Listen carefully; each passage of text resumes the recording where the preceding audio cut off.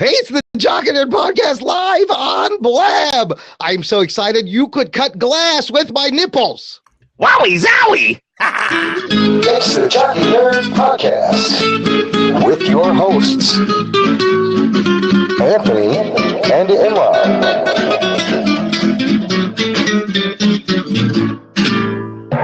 Jock and Nerd. Hey, everyone. Welcome back. This is the Jock and Nerd Podcast. My name is Imran. My name's Anthony. He's the Jock. And he's the Nerd. Thanks for joining episode 47 of the Jock and Nerd Podcast live on Blab. We're talking about this week's nerd shows. And as always, when you're on the Blab, you have to have a current rising internet star. He's going to be a household name very soon, people. Who's the that? one, the only,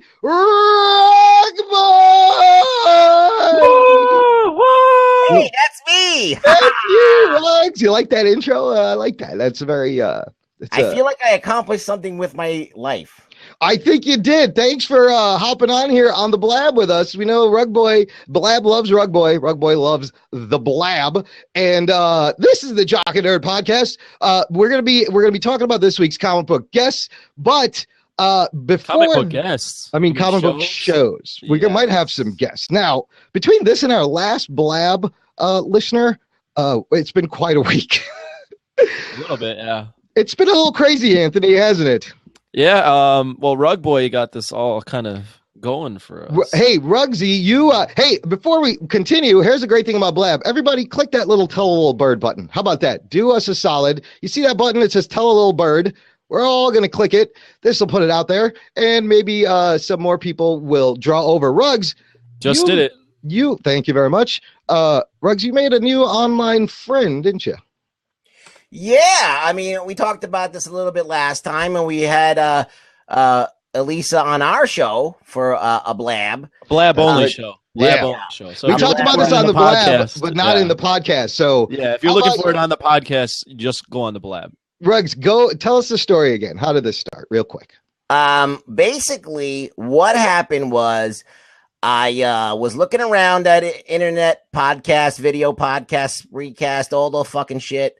And I saw that Elisa Jordana, who was associated with the Howard Stern show through Benji Bronk, had like a bunch of like stuffed animals on her, like her, you know, like these 4 fucking video like pictures that are up. And I'm like, hey, I'm a puppet and I should probably get on this show. So I tweeted her a message and she's like, come the fuck on. That's awesome. What's the show called? It's called Kermit and Friends, and it's on Spreecast every day at 7. So I did 7 a show. p.m. Eastern. Eastern time. Oh, Yes. Eastern time. Yeah, I gotta fucking remember that shit. I forgot Yeah, that. you do. This is a global medium. You're talking to the world, bro. I'm in the tri-state area. Nothing else exists to me. Okay. So yeah, I did the show and it went over pretty good. Like, you know, I didn't get on long, but I think whatever I did, like, you know, made a lasting impression because they're like, come back on. And then we asked her, hey, why don't you come on our show? And then she did. And she got to know Imran and Tony over there. And now basically we've been just popping on there. And then yesterday, all 3 of us were on an intense, weird Kermit and Friends at separate times. Listener, I will post a link. There's a link right in the chat there. We'll post a link to this, and I'll embed the Blab only show with Miss Elisa Jordana. It was awesome. We got to meet Benji. They are really cool people. I'll embed that in the show notes, jockandnerd.com/47. And you can also go to jockandnerd.com/blab to check out all our Blabs. We have extra content that's not in the podcast. And the pearl necklace to all this thing, Oh, the big boy. finish Yeah. was after we did the show, they periscoped a thank you to us. It was, yeah, they're really cool, dude. They're It really was- awesome. That was so nice. Like Benji remembered my name and everything. I was flattered. Oh, wow. Yeah, Dude, yesterday was weird too because when we all went, like when I went on, at least immediately one of the producers was like, "Hey, who are you?" And I told them who I was, and like, "Yep, cool, you're on the show. Like, you're coming on real quick." Like we were treated really nicely. We got carte blanche. Yeah. So, Ruggs, how would you describe Kermit and Friends? It's kind of weird because, you know, Elisa's got like, 4 slots that she can use. It's a lot like Blab. Yeah, but she only kind of uses one at a time, and she always has like a douche the monkey who every once in a while posts like a message or like runs a video or something, and then there's like always like some other one blank screen. Two of the screens are always filled with puppets. Yeah. Yeah. And well, if I'm on, then it's 3 screens filled with puppets. Yeah, but so, anyway, but other than that, like it's pretty much what we're doing. Like but with a lot less of people talking over each other. Well, I wanted to talk about the platform a little bit. If you're into Blab, the Spreecast was interesting. Like you said, you can't really talk over each other in the Spreecast. You have to like take time, take turns. Yeah, because it tends to cut like audio out. But it's weird. Like you go in and they have a private chat. So like if there's a producer, they can pop up and say hi and they'll tell you when you're on. But the best part is imagine that you're watching a talk show and then all of a sudden you're on the show without even any like notification. You're like part of the show and she asks you a question. It's a lot of fun. But it's different than Blab where a user can click to come on. She has to put you on. And that's what was weird about with my brief appearance, and I'll tell you why I had a very brief appearance in a second. But I didn't know what the hell the fucking topic was, and then all of a sudden I was on the show because I was having trouble with my audio, so I couldn't hear what you were talking about. And then all of a sudden I'm on the show, and I'm like talking about whatever, and I'm looking at the comments, and they're like, "Dick, you don't watch this show. What? Go back and watch the rest of the shows and get back to us." They were hating on me, which is pretty awesome. Yeah, the fucking haters are crazy. They're fucking pretty awesome. They're real as shit, man. They fucking get on you quick, man. Like, yeah, you got to watch that shit from the beginning because it's impossible to follow if you come in the middle. Like, it's just like. I realize that. Yeah. But you got to have a thick skin because those commenters are so mean, but they're so hilarious. Dude, I was wearing a backwards hat, and right away the guy was like, "Are you wearing a swim cap?" I was like, that's pretty funny. Somebody thought I was Stephen King. That was great. Yeah. I love it. Hey, no, Alex, thanks for joining. Alex is watching now. Rugs, what? Yeah, I would. The show is weirdly, strangely fascinating to watch. Yeah, I like it. I mean, the thing is, it's like there's potential for like fucking anything to happen. Like anything can happen. Like you don't know who's gonna go on. There's people calling in, fucking making commentaries. It's really fucking random. Yeah, man. Look, the thing is, this Lisa Jordan is doing a daily, 5 days a week live talk show. Elisa and Benji Bronk, they're super cool. We love meeting them. We're gonna try to get on. Try to get them on the show. But check out Kermit and Friends on Spreecast. I'll have there's a link in the comments there, and I'll put a link in the show notes of the Jock and Nerd podcast at jockandnerd.com/47.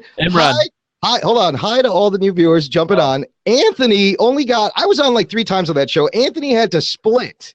Now, what was so important, Anthony, that you couldn't hang out with us on? So I could only hang out till 7:00 because there's this little known team called the Chicago Cubs. Oh, right. And they're Cubs, I guess. Yes. They're trying to end this little streak of 107 years of not winning a World Series. So they're in a 1-game playoff. Yeah, Jock priorities. He is the Jock, and so they won, and they're in the playoffs, aren't they? Well, no, they're technically already in the playoffs. Even that's if they right. would have lost. Right, this was a 1-game playoff to move on to the next round. I was hoping Anthony was getting laid, and that's why he wasn't coming on. No, of course, it's the most boring fucking sport there is, baseball. But look, it's been 107 years. I'm going to tell you this. I was here in Chicago when the Bulls won their first championship, right? I was a teenager. And for that one, they turned cars over. They lit shit on fire. That was just the Bulls in basketball, the first one. If the Cubs win the fucking playoff, dude, they will burn this town down. It will be a second Chicago fire. Wow. I will have a part in that. I will definitely. I will probably be lighting a torch. Holy shit, dude. If that happens, I'm staying underground because people like to shoot guns in the air and shit. Here's the thing. Those fucking bullets got to come back down at some point. And you don't know where they're going to come down. So I'm telling you, it's going to be a mad, mad world. They're going to all end up in Detroit. They're just going to magically find themselves. The bullets are just going to like, we're free. Let's go home to where we came from. Detroit. All the bullets just go home. Oh, shit. No, that was why I had to ditch out early. I couldn't hang out because that's pretty big. Jock things, man. That's pretty big Jock views. I gotta say. So Next game is Friday. Go Cubs, I guess. Whatever. All right, man. I'm hoping that they win now, so some shit can get burnt down. Yeah, let's burn it down, bitches. All right, we got a couple more news show bits, and we're gonna get to the shows. Thanks for joining the Jock and Nerd Podcast live on Blab, everyone. The Jock and Nerd Podcast. So there's a lot going on. We forgot to mention that today the New York Comic Con started. Didn't it not start today? I think it was the first day. Yeah, today's the first day, dude. I'm gonna be going, probably checking it out if I could sneak in or something. What? Oh yes, you're short enough. You can sneak in. They're never gonna see you. Yeah, I'm probably gonna try and sneak in when it's Children's Day. Just So I'm gonna do the old hiding a baby bassinet gag, and just get reeled in. just jump into some cosplayer's fucking bag, dude. They won't even notice. Yeah. I want to wear a costume this year. I don't think I'm going to wear like an elf costume. Listen, guys on Blab, after the show, if you stick around, we're going to open it up to you blabbers and you can jump in. If anyone has been or has any news from the New York City Comic Con, we'd love to hear your experience in the post-show segment. I have one bit of news that I just wanted to mention real quick. I saw an article, Ant-Man fans, Marvel movies fans, they've officially announced a sequel. Oh, shit. Really? Wow. Yes, July 6, 2018. It's going to be called Ant-Man and the Wasp is the title. Really? I didn't see this. Wow. That's awesome. Yeah. This, here, I can post, let me post I'll post the link in the show notes and in the blab. So Ant-Man is going to be doing adventures with a white Anglo-Saxon Protestant, basically. Yeah, pretty much. Ricky Prime is now is confusing shows. He wants to know, is this the first Kermit and Friends show on Blab? No, Rug Boy is part of the Jock and Nerd Podcast. We were over there at Kermit and Friends. Yeah, we just swung in for a couple of laughs. It's like, yeah, just a little guest cameo.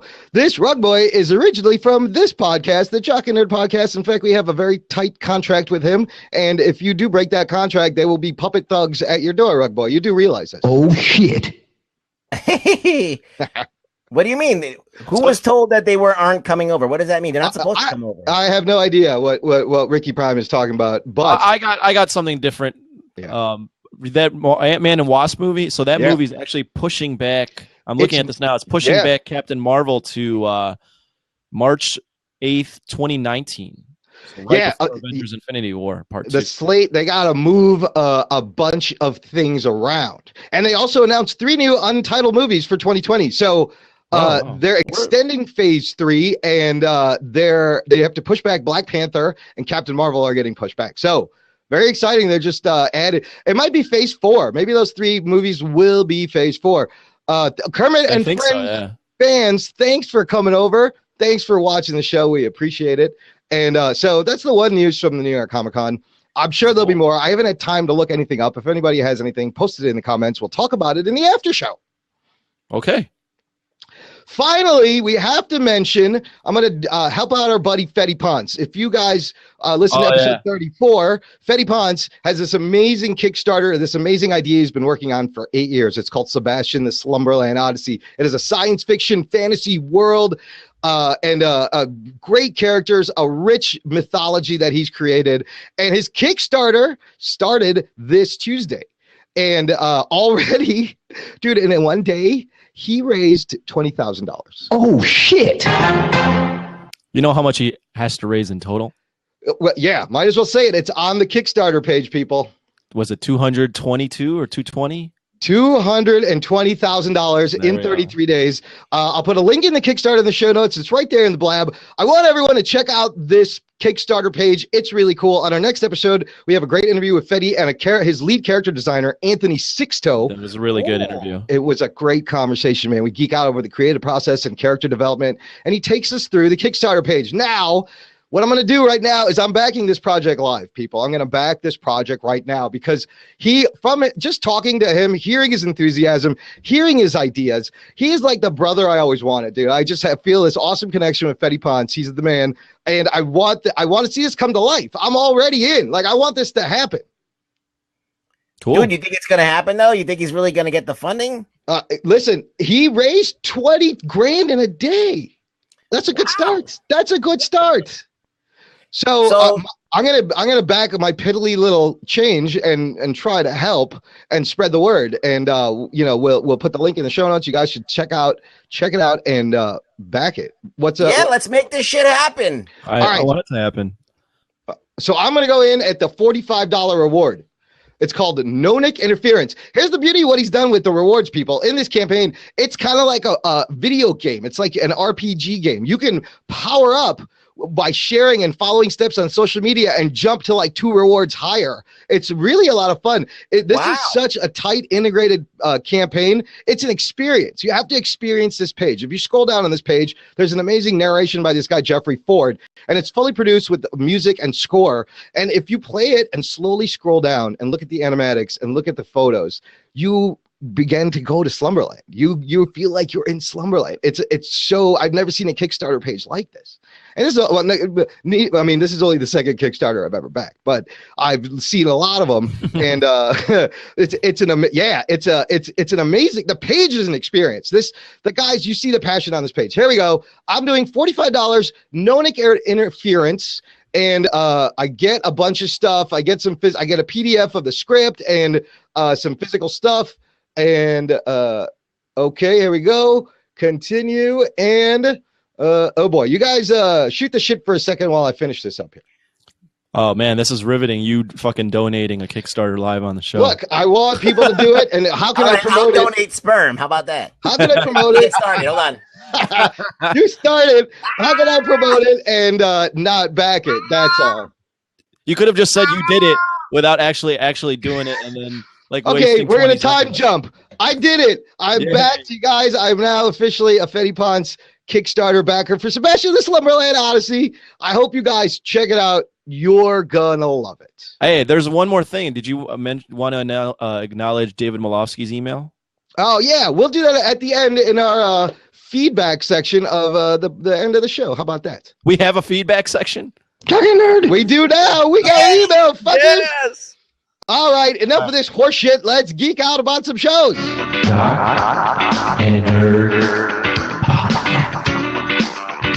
Rugbo, you got a fan in the chat room. Ricky Prime loves you. So we should follow everybody else. Again, if you haven't clicked that Tell a Little Bird button, go ahead, tell a little bird. Before we do, we of course, this is a spoiler heavy podcast, so you fuckers have better watched the season finale of Fear the Walking Dead. And to make sure we've covered our asses, our lawyers have said we should play this. Strap yourselves in, you fucks. Spoiler time. All right, guys, we're clear of any liability moving forward. Can I mention one thing before we talk about Fear the Walking Dead? Oh, sure. We are no longer reviewing Gotham Weekly for any of our listeners. We might, if it comes up in the after show, if somebody has some... Let's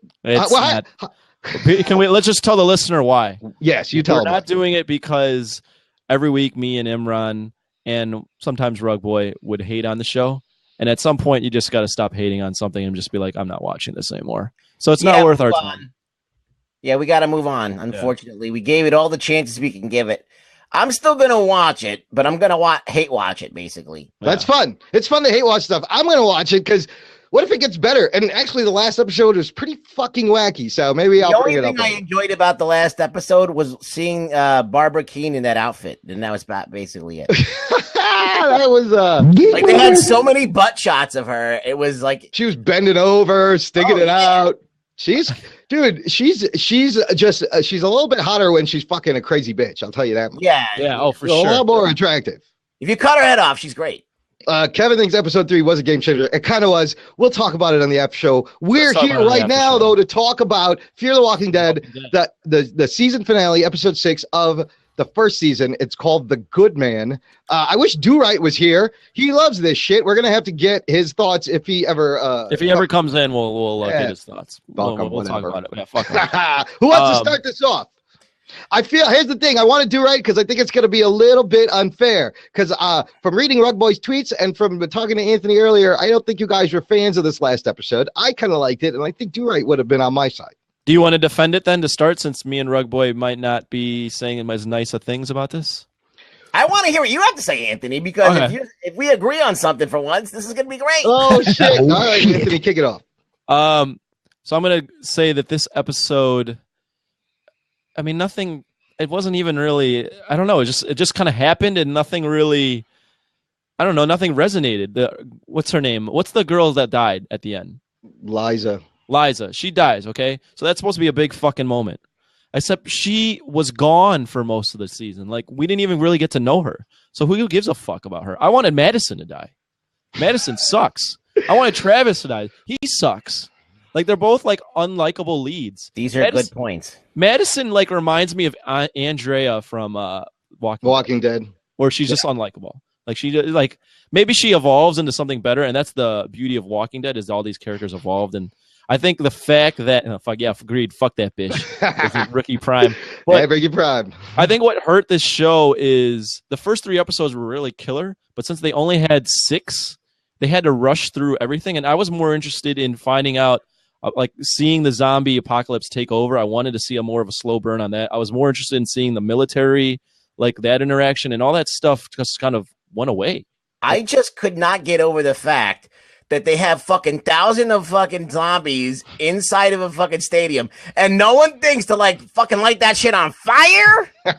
Lame. Like, just leave them in there. Like, okay, they're gonna get tired and fall asleep. No, they're gonna fucking stay alive and fucking keep, until someone opens that shit.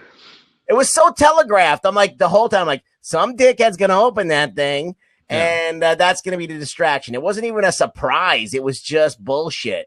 So we knew it was coming. And the thing I couldn't believe is that you have army lookouts that can't see a fucking gigantic crowd. They're fucking perched up on that thing with binoculars and they can't see shit. That's a very good point. They were just over there to your left. All you had to do is just look to your left a little and you would have seen a fucking giant herd of zombies. Like, what were they doing over there? Okay, look. Okay, these are good points, but I think you guys are missing the point of this journey of these six episodes. I feel like it was the journey of Travis. I kind of nailed the analogy early on. Travis was general humanity. Travis was how you would hope that humanity would react to this. Travis was the fact that you hope that he would wait not to shoot the zombie from a distance. You hope that he would wait not to do these things. And so the killing at the end wasn't about Liza. I agree. Nobody gave a fuck about Liza. We barely got to know her. It was more about the fact that Travis had gone from that to now he's all fucking full Rick Grimes at the end. Like, he snaps on that dude earlier because now he sees for the first time that I tried to be nice to someone and there's no more civility. This fucker came back and pulled a gun on us and he almost fucking killed that dude. And then I thought it was it was hilarious when Liza asked Madison to do it. She's like, don't let Travis do it. It'll break him. And Madison's like, yeah, no problem. I got it. What do you want to do now? Okay, no problem. She was very willing. She would have popped that bitch in a second. She didn't give a shit. Absolutely. Holy shit, dude. She was ready. But Travis did do it, and I think we're going to see him crack. Like, I don't know if that was their way of giving him a Rick Grimes moment at the very end. But there's a lot of things that didn't make sense, like the fucking kids in the garage. That was completely pointless. They just Why is the military taking a fucking van? Don't they have fucking better vehicles? Well, the thing is, too, is there's no pay. Like, they take the fucking van, right? And you think, oh, maybe there's going to be a payoff to this. Maybe they're now fucking stranded. No, they still get on they still have 2 more cars and they still get to their destination. Like, that meant nothing. It was just, a distraction for the sake of being a distraction. So let's talk about Strand for a bit. Okay. I like, I was going to bring up Strand. Strand and Salazar, to me, are the only 2 interesting characters on the whole show. First of all, Daniel had the fucking best line when he's just calmly strolling by. And he's like, save your ammunition. It just kind of dawdles off. And then he just fucking, that was great. I was like, oh, this guy's a fucking badass. But Strand, do you think it was smart of them to trust him? A guy like in the Talking Dead episode after the show, they mentioned that they wanted to show this occurring with someone who had money and what that would be like. Now, he seems really shady, kind of like he's the Russell Flagg from The Stand, Stephen King's The Stand. Is it wise of our survivors to fucking trust Strand? I don't know. I mean, like, he's probably going to at least make things interesting because he's got money. He's got a fucking plan. You know, he's probably, like, when the shit went down, he was like, now it's time for the new world order or whatever. And I don't know what the fuck he said, but he said something like that. Like, the old way is over or something like that. So he's clearly prepared for this shit. And I'm interested to see what his like doomsday plan is. Dude, You know, he's grooming Nick, dude. Every line he had was like advice on how to be a supervillain in the future. He tells Nick, he's like, no, leave them behind, save yourself. He's like, when the world goes mad, embrace the madness. And then Nick has that amazing epiphany where it's Nick, right? The son? The junkie? Yeah. He's like that epiphany where he's like, I feel like I've been living like this my whole life, and now everyone is catching up to me. Like, this guy is going to be a big player. He can run this post-apocalyptic society because he's used to it. And Strand's like his mentor. And he's feeding him like these supervillain advice proverbs. all right, so who dies next? That's what I want to know. They're all, well, yeah, somebody. I mean, yeah, it's a good question. I don't know. I loved. What about going out to sea at the end on the boat, on the boat? Abigail being a yacht. Before we get to the boat, Yeah. do you think that bitch offed herself in the fucking medical room? With the No. air gun? Oh, here's the thing. We will see these people again. These are people we didn't see die. Tobias, the fucking kid who knew what was up from the beginning. You should just fucking listen to him. We will see Andy again. Ophelia's boyfriend who got beat to shit. He didn't die. Yeah. We will see Dr. Lady again because she was just hanging out. We didn't see her die, and I guarantee we will see asshole Lieutenant Moyers again. If you don't see these people die on screen, they're coming back, and they're gonna tell some shit. I have a big problem with that nurse girl. This is one of the problems for me with the show is that nurse girl. What was her point? What was her motivation? She was like, at first she was portrayed as this like shady doctor. Yeah. And then she's at the station at the medical center, and she's like actually helping people. Like her whole like role was really confusing. Like, were we supposed to be against her? Were we supposed to like her? Were we supposed to think she was creepy as fuck? She looked creepy as fuck. It wasn't clear whether she was working with the government or she didn't like what they were doing. This is my problem with the show too. Cobalt really meant nothing. They say, "Oh man, the military is gonna fucking kill us all," but then like midway through that episode, some of them are leaving, some of them are staying. Like, really, what the hell was that even about? Like, we learned nothing.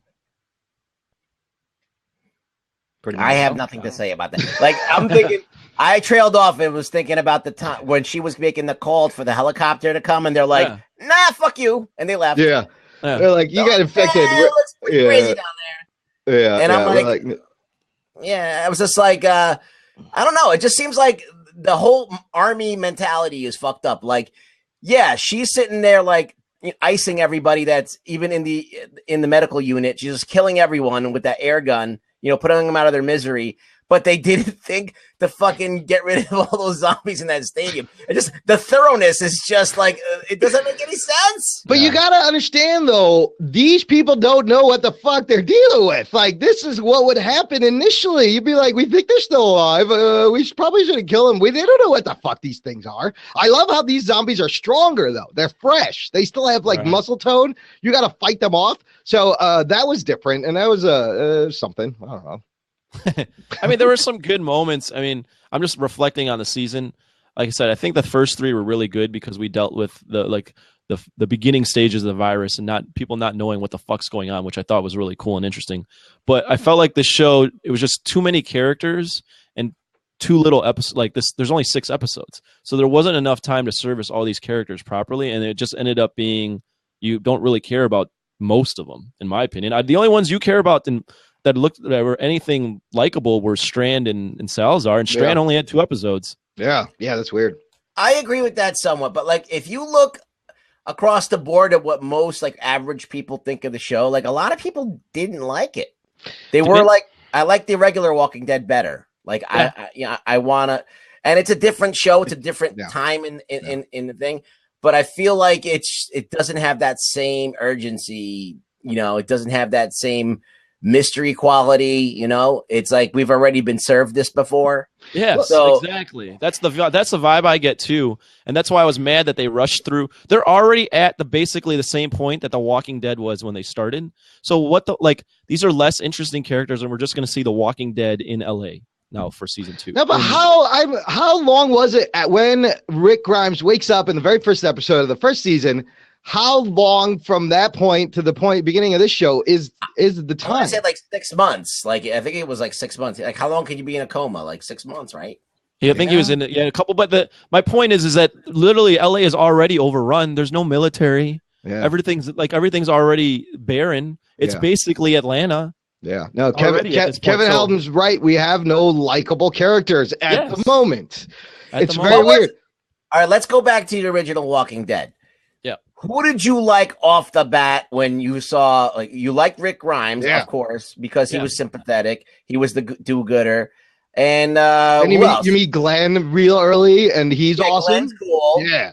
You met You Morgan felt- for a second, but then they went away. But then Well, since I'm watching it right now, I'm Yeah. only on season 3, episode 13. Yeah. But immediately you thought Daryl was a loose cannon, so you were Merle, like, yeah. "This guy, Merle, not Meryl, Daryl." Daryl. Because you were like, "Oh fuck, they cut his brother's hand off. Yeah. That guy is a fucking loose cannon." So he's immediately interesting. Yeah. Shane, Oh, you yeah. see the guy banging his wife. Yeah. So Yeah. that guy's immediately interesting. Yeah, there's a good fucked up situation right off the bat. Right off the bat, you're getting 3 or 4 characters. Even Lori, even though she's been like she's a whore, she's interesting just because what the fuck is she gonna do when she finds out Rick is alive? Like you have 4 characters right away that you're like, all right, I can get down with these characters. This is interesting. Oh, and it's a zombie apocalypse. What? More Yeah. interesting. Well, okay. Let me ask you this. So then do this comparison with this show, and you don't have that. Well, let me ask you this, and new viewers, thanks for joining. This is the Jock and Nerd podcast. Let me ask you this: do you think the show suffers because it doesn't have 10 years of awesome source material to work off of? You mean like comics? Yes.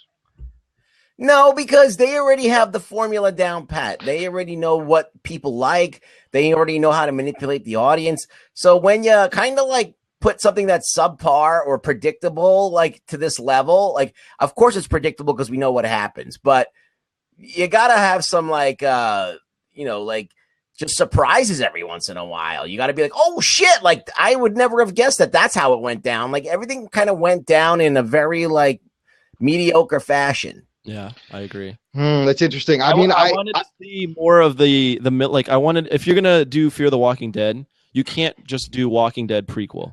You have to do something different.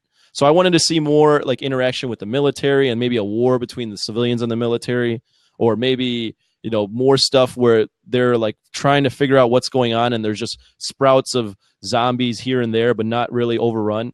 Right now, we're at a point already in the show where it's just Walking Dead.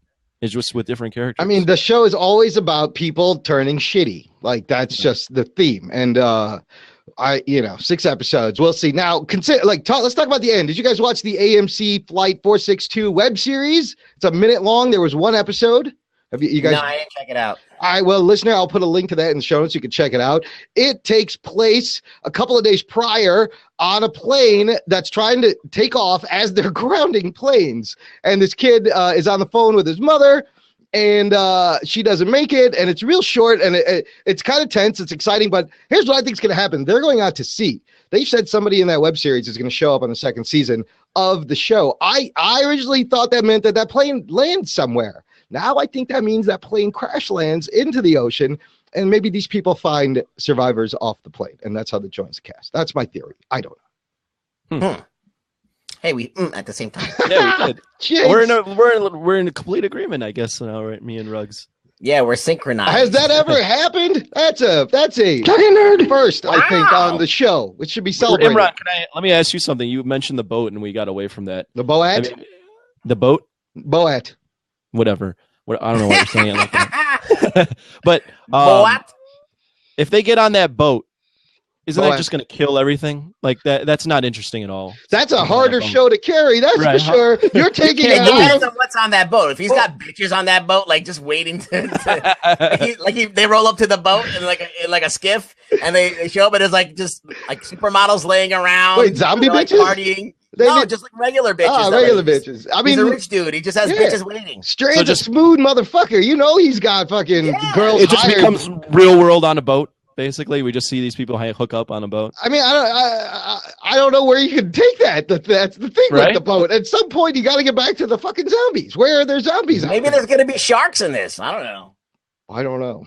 A Sharknado? I don't know. I mean, over- the show definitely has a ton of potential still. I'm not completely willing to write it off. I'm just saying it's not as good as Walking Dead right All now. I know is the first 6 episode of the original is like 50 million times better than this. Absolutely. Yeah. I mean, same, but that's goes same with, like with the comic book, man. The first fucking 50 issues are so good. And I think that's why it should flourish. Kevin Heldon said it should flourish a little bit because of the comics, but I think that's what's hurting him.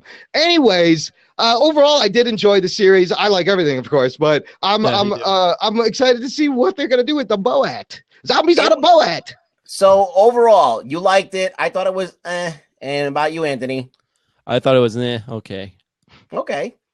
See, we're both in synchronicity. So the regular Walking Dead season 6, right, starts next week. Now, listener, here's the thing. We've been talking about this show. We're not going to be able to talk about that show right away. Isn't that right, Anthony? Yes, I'm sorry, listener. I'm an asshole and never watched Walking Dead up until 2 weeks ago. I'm doing good, though, Imran. I'm season 3, episode powering 13. through it, dude. Yeah, you are powering through it. But until I get to the episode season 6, until I'm fully caught up, we won't be talking about this show too much on this episode on our podcast. Lame. Sorry. We'll get there. Hopefully, if you can catch up while the season is on, that will be amazing. I will. I think I will. Good luck with that, my friend. All right, let's move on to the next show, shall we? Anything else? You got anything else about I'm good. Hey, I'm good. Sausage King. Is that Abe Froman? It's Abe Froman, the Sausage King in the house. We're gonna carry on. We got another show. Let's go.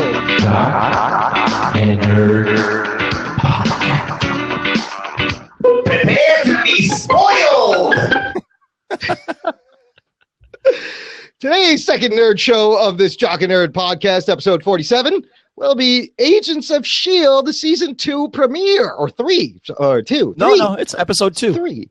But it's not the episode premiere. 2. Fuck, that's the other 2 shows. I'm all confused. We got a lot of shows to talk about, people. Episode 2 of the season 3 Agents of S.H.I.E.L.D. titled Purpose in the Machine. Ruggs, why don't you start this one?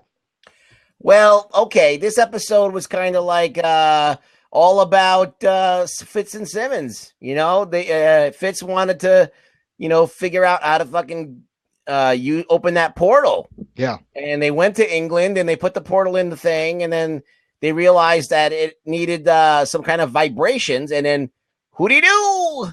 What's her name? Daisy, Sky, or whatever you want to call her. She wants to be known as Daisy now. Yeah, she wants to be known as Daisy, and she used her vibration powers.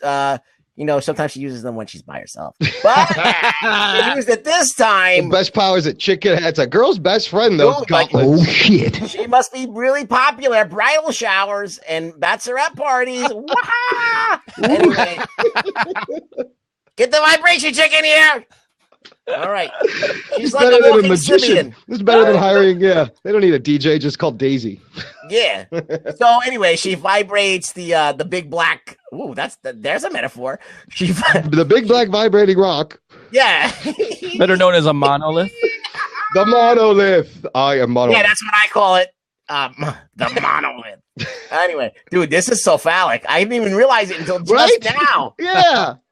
Holy crap! It's like that's brilliant. It's a whole sexual thing. There's a whole double entendre written in the fucking Agents of S.H.I.E.L.D. Those guys are geniuses. Dude, that's another level, dude. It is. Okay. We cracked the code, Rug Boy. Anyways, yeah, go on. Dude, it gets even more perverted because then she vibrates the big black thing, and then it all of a sudden it splashes into a bunch of water, and then Simmons jumps into the water and pulls a chick out. So, wow, I never thought about that. That whole thing is very sexual, isn't it? It's actually Fitz that jumps into the I get. Look, if you haven't figured it out, I fucking suck with names. All right. Wow, but they didn't leave us hanging for long with the Gemma thing. I kind of appreciate that. I was like, thanks for, and I love how you at one point you didn't even think he made it back with her, and then the monolith is destroyed. And fucking Simmons is back, but she's bound to be fucked up. I'll tell you that. She ain't gonna be normal. Like, that was 6 months. Like, what the fuck did she eat? Was it 6 months? Holy fuck. Yeah. She was maybe she existed out of space and time. Like, maybe it was like a different time or something. That's the thing. It might have been longer than 6 months. We don't know. But you saw her wake up with like a fucking piece with a shank in her hand. Like someone's gonna get her. So who knows what the fuck happened on the Blue Storm planet while she was over there? I'm sure we'll find out slowly. Well, I can't wait to see what happens. I mean, the show, as I said, I like it. I know that some people don't, but like I think it's good. I mean, it's entertaining. I like Ward, what he's up to, the fucking Baron von Strucker's son. He looks like a fucking maniac. See, his boat had bitches on it. His boat definitely, dude. The Von Struckers know how to roll. Come on, dude. Yeah. He's a Von Strucker. He ain't gonna fuck around. Yeah, he's Von Fucker. Yeah, he's Von Fucker. Those boats come with bitches for them. You know what I'm saying? Now, here's the thing. Werner von Strucker, Easter egg for you, Geek Boner, is an actual character from the comic books.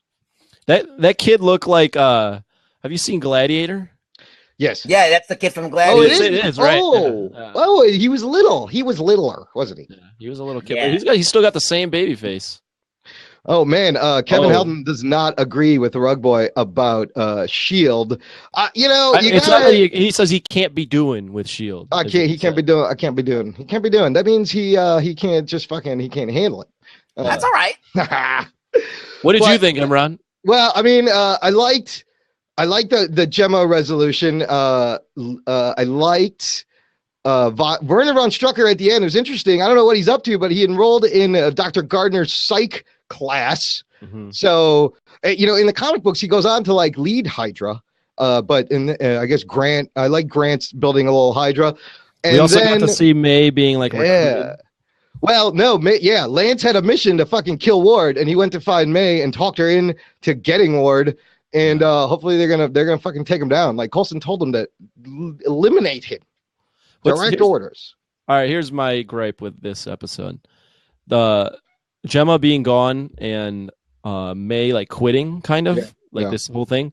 That was a huge part of like the season finale. Like those are like big that was a ramification. That was something that like, oh man, you're shocked that this happened. It's already resolved in the second episode. How does that surprise you, though? The course with every show. I know. Everybody fucking quits, and then in the second episode, when we get to Flash and Arrow, I'll have these same gripes. I mean, at this point, you just gotta expect that it's not gonna be nothing. They're gonna fucking change it all back. It's very masturbatory. They like to fucking just jerk you off. They're just I'm leaving, and then I'm not gonna be the Arrow anymore, and I'm not gonna be in Shield anymore. I'm not gonna be the Flash and the team anymore. All of it.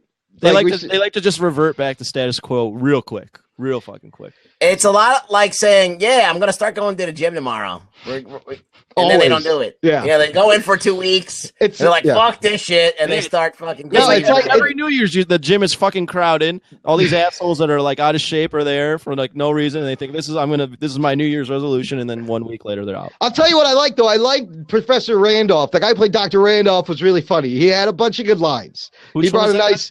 The Asgardian, the Asgardian they went to help with. The guy from Ghostbusters too. That's who he is. Yeah. He was fucking funny. He's like, I would do something, but Amazon and Robot Hand over here, I don't know what they got anymore. And then he's like, to the plane. Can I say that? Oh yeah, and the chick who played Bobby Morse, she was Wonder Woman on TV for nice little on-air thing. Yeah. Oh yeah. See it's all connected, people. Oh, shit. But overall, I mean, I agree. It's just kind of was like, okay, like they got that resolved. Let's fucking keep it moving. What's the next thing? It's just like, you're right. Like these things start not to mean as much, and you're just like, well, okay, that's the story. Yeah. Go ahead. Do you like the direction that Shield is going, or you feel like they've mentioned some of the Marvel shit in this episode? They brought up a couple of things that were tied in. I'll give them props on the is it Werner? Werner von Strucker. I'll give them props for that. I think that could be interesting. I think the Secret Warriors recruiting stuff can be interesting. Yes, that's what I'm most excited for. I want to see him build this team. Now, this Dr. Gardner is going to be an impediment, but I mean, he's got a point. It's kind of hard when you can't fucking open a doorknob without melting it. The guy's not ready, and she's being all pushy. I'm doing a wait and see on Gemma on like the ramifications of her being back. Hopefully, like she's changed a little bit and maybe she's got powers. But right now, it's just she just back. Whatever. Who cares? I mean, a lot of these shows now, early on, they're setting things up, and that's what it seems like. They're all kind of set up shows for the rest of the season. Yeah, but do you think what do you want to put money on as who they get for what power set they have to be on the team? What do you think? I mean, Well, Like, what would you put your nut on? They're gonna definitely have that Jose. Is it Jose? Is that just? Am I just? Yeah, Joey Gutierrez melts metal. They're gonna have Lincoln, who's the electrical guy, the electrical worker. Yes. They got Daisy, who can shake shit. And then they're gonna have to just make up more. They people. they need like a telepath or something. You need a telepath. You need a fire guy. You need an ice guy. You know, your standard fucking team setup.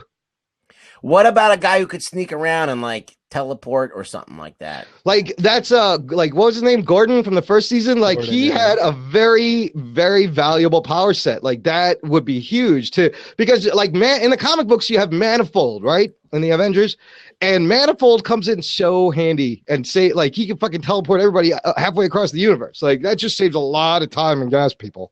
What if they get like a dog that teleports everybody? Like, ooh, teleport. Yeah. Oh, yeah. What's his? See, here's the thing. They could introduce these people. What's that dog's name?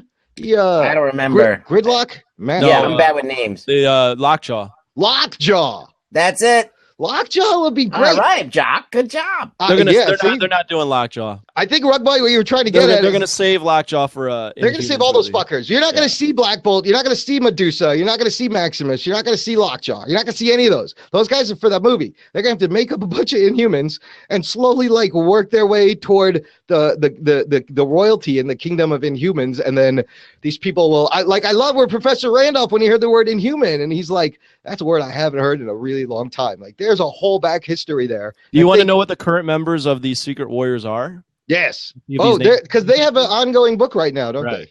It's Nick Fury. Okay. Daisy Wait, Johnson. old Nick Fury, white Nick Fury? I don't know. All right. It doesn't say. And they got a white guy on the Wikipedia, so. Okay. Daisy, obviously. Yo-Yo Rodriguez. I don't know who. Yo, what's up? What? He's got fucking magical yo-yo powers. Dude, have you seen a guy work a yo-yo? You could take somebody's eye out with those things real quick. Nobody will even see it coming. That's his real power? I honestly don't know if you're kidding or not. I don't know. I'm making shit up. There's Jerry Sledge, who's Stonewall. And then there is one. So a guy that turns into rocks. Yeah. Basically. Wait, that yo-yo guy might be. I might be right. I think he charges up a fucking thing and like slings it out and brings it back. And they also have Eden Feisty, who is Manifold in the Secret Warriors. Manifold's awesome, dude. And he can teleport. Yeah, Manifold. What's Manifold exactly? Besides like a technical term for like something. Oh, what is he? Or what is a Manifold? What is he? What does he do? He just teleports. He's just a teleport. He's literally. So I guessed that shit right out of my asshole, on my puppet hole. Yeah, yes, you did. That right out. How's your puppet hole today, Ruggs? How's the hand in there? Nice fit, or is it a little loosey goosey right now? Dude, I think my hole's getting more big. Like I think the more times I put a fucking hand in there, like it's getting looser. You know, people don't realize that the puppets. Puppets need to worry about felt. What's the term you guys use? It's called slack hole. Slack hole. Yes, the felt eventually gets pulled, and when a puppet gets slack hole, it's not funny, people. It's tragic. The puppet's functionality goes down. It's really sad to watch. You sometimes have to put them out. I mean, I've seen a couple of slack hole incidents, and it makes me shudder. Yeah, you have to just keep getting bigger and bigger, meatier hands in there, and until basically, he's laughing. I can't finish my sentence. We should. My puppet hole has been stretched to infinity.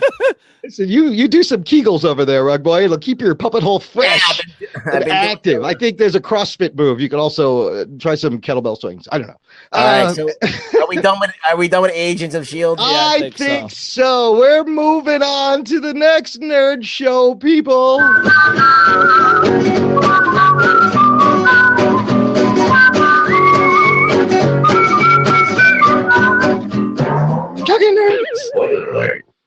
The Flash Season 2 premiere episode. I think we are all excited for this one, were we not?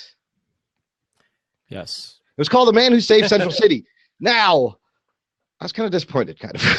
After all that. Wow, Imran, you actually dislike something. This is wow. Right? Me, the fucking apologist who loves everything. I was like, it was just like stuff just happened. And they glossed over a lot of things it was almost like an episode that should have been on the last season. This should have been the season finale of last season, because they wrapped up two things very quickly and in flashbacks that were huge.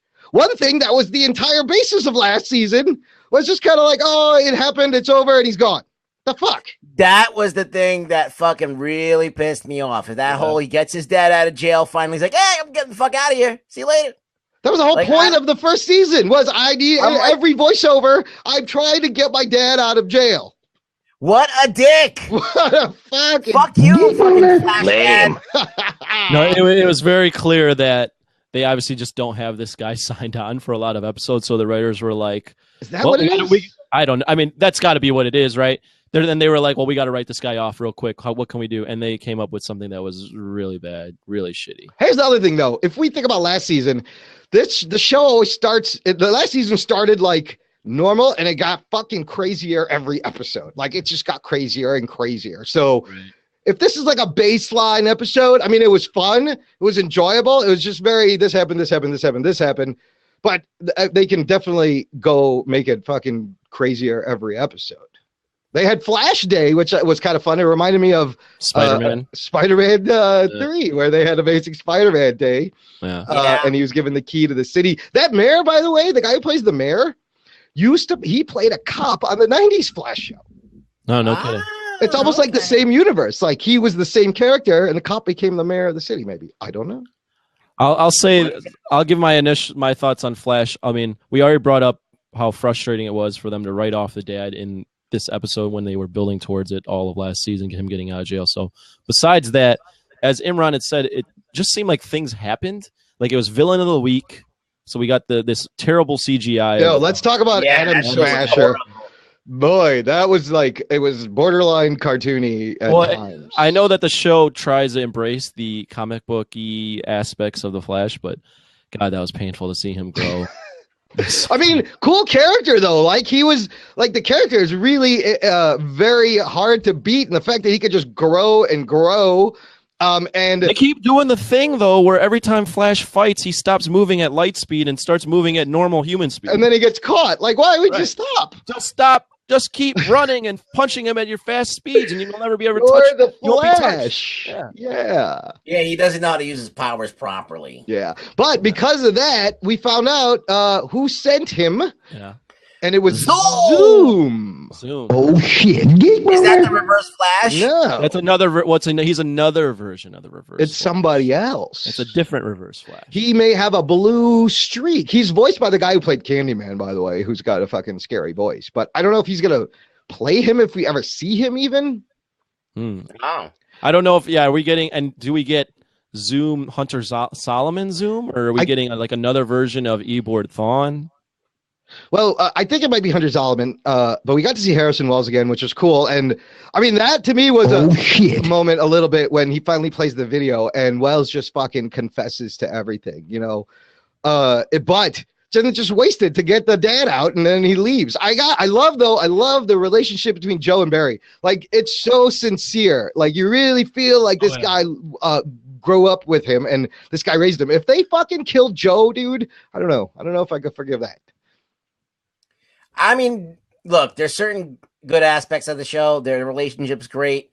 The fact that they're willing to like bring stuff from the comics and put it there without any apologies, that's cool. But you know, they're following that same formula where they just they leave you on a cliffhanger. They quickly like resolve everything in like 2 seconds, and then they move 6 months later. And they did it on both shows. You just described every show we're going to talk about right now. Yeah. That all the shows did that. It was literally like he quit, or not he quit, but he rejected the team, and by the end of the episode, team's back. back. Yeah. Whatever, Yeah. we're back. No, Did you guys like the flash signal? That was kind of funny. No, I hated that thing. you didn't like it? I thought it was funny. I thought it was funny. I don't understand though. So does the Batman not exist in this universe? Like Cisco is the only character that could get away with saying that line about, I don't know, I saw it in a comic book somewhere. Yeah, that was. I thought that was funny. Does that mean that Batman does not exist in this universe, or has it become Batman, or is that not even? I don't think it's a doesn't thing. matter. I don't think it's a thing, and I don't think it's a thing that they even want you to think about. They're just having fun. Yeah. They're just being dicks. Like that's all it is. But do you think that you already know what's going to happen with Firestorm, right? Well, that was cool. Yeah. So this is why I remember we talked about Legends of Tomorrow. Professor Stein is in the cast, and Firestorm's in the cast, but Robbie Amell is not in the cast, and now we know why. He sort of sacrificed himself to close the singularity, leaving just Stein, and they're going to need another dude, right, Rug Boy? Is that what's going to happen? So how are they going to get this other guy? Remember, so in the first season, they talked to this other dude. There was another guy on this Firestorm project, a name. The black guy. Yes. I forget his name. But I'll look it up. He's also the same character in the comics who also becomes Firestorm, also with Ronnie. Oh, okay. So there's two people that can join up with Stein and become Firestorm. So this Firestorm... His name is Jason Rush. Jason Rush. Jason Rush is also a Firestorm in the comics. Jay Jackson, do you mean Jay Garrick, Kevin Helden? And we'll talk about Jay Garrick at the end. But Jason Rush is also Firestorm, so I think they're gonna go find him. And you know what else is important? Cisco's little vibe flash into another parallel universe where he saw Atom Smasher over there. There was a little hint too about Atom Smasher. Yeah, besides the vibe flash, him not being a guy that was ever around when the was it Star Labs had the when they had the explosion. This is what I think. Yeah. This is what happened. We're getting a tease that he's from an alternate universe. Well, this is what happened. That hole, wherever he came from, another universe through that hole. That's where Ronnie is. He went to wherever they came from. Oh, for sure. That's why there's two Al Rothsteins, and the one real Al Rothstein was the Al Rothstein of this universe. Atom Smasher Al Rothstein is the Al Rothstein of the other universe. They're the same guy from different universes. So he's not a metahuman. So when that singularity was open, and it wasn't open long, if you think about it, a lot of things I think went back and forth. A lot of people got dropped in and dropped out. Hence, fucking the oh shit! At the end, when Jay Garrick shows up and he's like, "Your world is in trouble," I was like, "Oh, that's awesome. That's kind of awesome." I wish they would. I could see they should just start there. Immediately, that guy's voice, I was like, "Sounds like a Jay Garrick, like an older, like a very distinguished voice." He looks like a. Was he on Lost? It's Teddy Sears. Look up Teddy Sears. I don't think he was on Lost. What has Teddy Sears done? Oh, what was I going to say about well, while you're looking up Teddy Sears, I was going to say that this episode, it just kind of played out like how a lot of episodes last year played out, where it was just villain of the week, but it was almost like, we'll give you like the Flash formula where it's villain of the week, but we'll tease that there's going to be awesome shit coming later, but we're not going to show it right now. With the Jay Garrick tease, with the Zoom tease, and then some of the alternate universe stuff. It's always like teased and like hinted at, but not really shown in this episode. So this episode on its own was kind of but there's a tease for more to come. Yeah, well, let's not forget. So this show and Arrow, first of all, we noticed there's a lot of tight interaction references between the two. I like that. I hope they keep that up. But they also have to set up Legends of Tomorrow. So there's a lot of building blocks they got to juggle and get to a certain place to get all this shit to go. Yep. I'm waiting to see what happens. I'm going to watch. Yeah. I'm hoping that it turns out. I mean... do you think that Killer Frost is going to be into the mix, or is that just a tease for Legends of Tomorrow? Yeah, you think Caitlin's going to turn? They teased her as Killer Frost at the end of the season finale last year with Flash. Remember when he's going through? Yeah, he saw visions of different universes. Yeah, flashed in. I mean, they should make her Killer Frost. That'll make it fucking interesting. I'll tell you what. But this show is crazy enough that. You can't even predict it. Like, who thought we were going to see a fucking Gorilla Grodd last season already? Like, they did everything, and it played out great. Yeah, no, I agree. I think I'm willing to give the show the benefit of the doubt because last year was so good. I think that's what they're hoping. I'm willing to take an episode where it's just like, okay, whatever. It's I feel like that's what they're kind of tell the viewer is like, look, just take this in. It's going to get crazy, but we got to start somewhere. I don't know. First episode. Yeah, I feel like they took the safe road and they tied up all this shit because they were afraid to actually deal with what they were doing. Like they left on a cliffhanger with Barry running up to the thing. They could have come back with anything. All right, they could have come back with anything, and they chose to do something that very similar to the Arrow. And they're in cahoots with the people who do the Arrow. And I thought that was very fucking stupid. You know why? Because they got to set all this shit up, but it's boring. It's like at least the first season premiere episode, like you got to give a little bit more bang, and then you can kind of take it down a notch and build it back up. I agree. And I agree that it was very lazy for them to do this thing where both the heroes are gone from the team and then have to come back. All We right, might as well start getting into Arrow. let's too. get into Arrow. The Jock and Nerd Podcast. Jock and Nerd. Let's spoil some shit, Batman. I love that one. Well, I was a little late to this I am podcast on because point. I was actually just watching So Arrow. I just watched it's it. the freshest for you, everybody. Listener, we are talking about the season 4 premiere of Arrow, titled Green Arrow. Name of the episode. Very interesting. But all right, Anthony. So you're the freshest off this. Let's hear your thoughts. Dude, there was a ton of bad shooting again. When Canary Right in and the Arrow- beginning. Yeah, when they're riding on the bike and the bullets keep hitting like the sides of the bike, I'm like, oh my god, this is awful. They were and when they took the truck down, he was just hiding behind a door and like they couldn't get them, and the door is bulletproof. I guess There was like, also a scene where Arrow, what's his name, Ollie, confronts this guy on a roof like 5 years ago in Coast City, and the guy has a gun and he's just shooting at Ollie and just missing him. And they're like on a roof, there's nothing to hide behind or anything. And I was like, oh, that's the first thing I noticed. It was like more bad shooting in Arrow today. they do that a lot. It's They insane. do that. A lot. Yeah. Like the arrow's dead on, he could throw an arrow from across the fucking and hit everything. But No, the not guys at all. with the guns, Not at all. No accuracy. Should I jump to the end? Because I thought that was the only thing that was interesting. Let's wait. That was the Okay. only thing that was interesting. But look, again, they do the same shit. This whole big thing of last season. I'm happy we're writing off into the sun. Nope, done. Fucking done. 10 minutes in. All they got to do is show up and be like, "We need your help," and he's like, "Okay." But they played it off as like Felicity was like, "Look, I really love this. I don't like all the fucking cooking over there. I missed this." I thought that was funny because She had some good lines. She has yeah. some funny lines for sure. Damien Dark's character just being able to walk into that meeting. Like, no one stops that guy. Like not that anyone knows who he is, but like Or anyone could even. Yeah, but like how can he get there? Like how could he even? And now I mean, there's that reveal at the end, but how does he get all the way up to the secret meeting? Magic. Yeah, I guess. Right? Maybe. Dude. I mean, there is a magic aspect now. Dude, though, Damien Dark has the potential to be a really awesome villain this season. Yeah. I like Neil McDonough as an actor. I like that they're introducing magic. They said the word mystical. And we've talked on the show before. Motherfucking Constantine, he's going to be on the show. So they're introducing this magic, which all of a sudden makes this show a little bit more fresh. Like none of the other shows have really tackled magic, mystical side of superhero powers. And that got me excited. No, for sure. Yeah, I mean, cool. Go ahead, Rug Boy. No, it's cool. Like, magical powers, like, I mean, I feel like that even though he's still a metahuman to me, but like, I don't know. It's just, magic is just another, source of energy that, someone can pull. I don't know. Mm-hmm.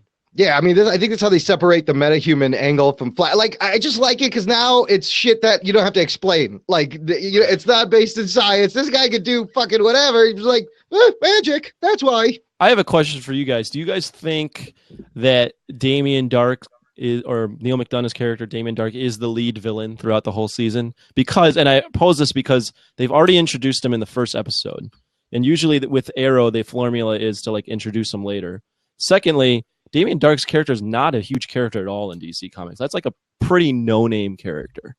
So do you think there's someone behind, like, I know they mentioned Hive. Maybe there's someone that's running it behind the scenes or something. Or do you think this is actually the lead guy? It might be the Hive, the start of Hive. I mean, Dark is immortal in DC. But you literally, if you look him up on Wikipedia, the title on his page is List of Minor DC Characters. Yeah. That's No, really I think his thing is to establish Hive in this universe. But do you think he's the lead villain?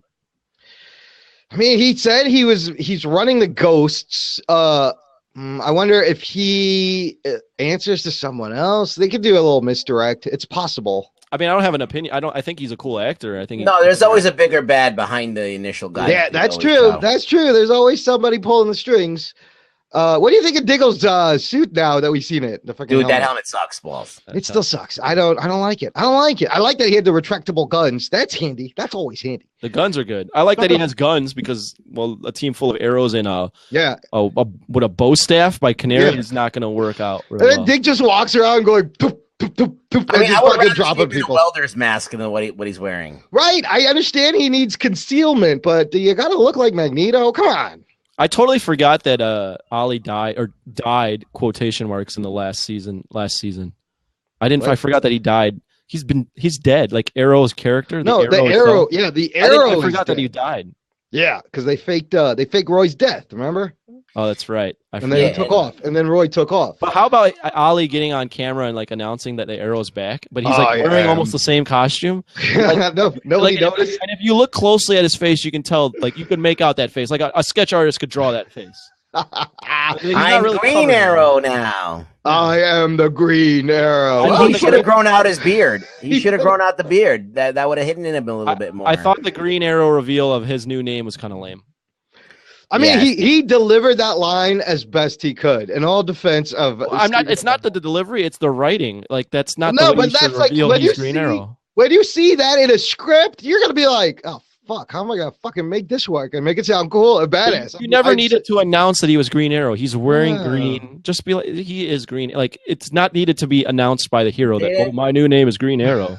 They didn't change the title of the show either, so it's like you should be the Arrow. The show is Arrow. We're not watching Green Arrow. We're watching Arrow. It's stupid. You could just have like a news reporter be like, "Oh, the Green Arrow," because he's wearing green. But you don't need the hero acknowledging that he's a green. Like you don't have Superman going out there and being like, "S on my chest, Superman." Yeah, you can say, okay, a bunch of new assholes have popped up that are fighting crime. There's a red arrow and there's a green one. Yeah. So now there's two.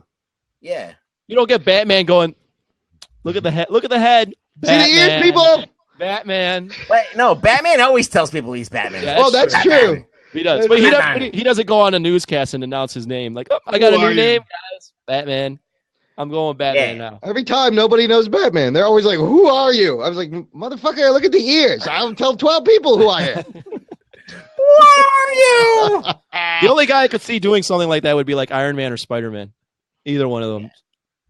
Peter Parker would totally embrace. Be like, Spider-Man, cool. No, it's cool. Spider-Man. Yeah. He makes it a point to be like, I'm your friendly neighborhood Spider-Man. He's very self-referential. Cool. Yeah. I mean, I love how they're tying this and the other show together in terms of the references. Like, they mentioned Flash Day, so the show takes place afterwards. Shared universe is always cool. The shared universe is cool. So it starts with the one reveal. Oh, shit. That Lance is working for Dark. But then let's just get to the end. What the fuck happened? Here's what I saw. They're all lovey-dovey, Ollie and Felicity. They're moving in. And she's like, oh, for someone so dark, you'd handle it well. And they're kissing. And seemingly everything ends well. And suddenly, oh, shit. It's 6 fucking months later. He's in front of a grave and Barry Allen is with him. You notice they don't show it's heavily implied it's Felicity, but they don't show it. They want us to think it's the facility, Felicity. Yeah, they want you to think it's a facility, but it's not. I don't think it's the facility. That's too easy because it's not who we think. And then I love. Yes, I agree with. I think I agree with Kevin. Right? Oh shit! Oh, it could be Lance. That would make sense. Remember, he was like dying all last season. Whatever happened to his fucking heart problem? You don't think it's Giggles? Ooh, that'd be Diggle too. Dig had that whole conversation with Lila about, she forgave him and he should help, and he reluctantly, like, he does not want. This is a non sequitur, but do you think that Diggle has lost weight? He looked a little thinner. He did. He looked a little more in shape. He looked like his face was thinner. Yeah. He's jacked. He's jacked though. Yeah, I mean, he was never like. I'm just thinking like he's thinner. Like I don't know. Maybe that's something. I don't know. I got a different non sequitur question. How does Diggle, like, what does he do for a living? Actually, like, how does he get money when he's not on Team Arrow? I think that the wife brings. You think the wife brings home the bacon?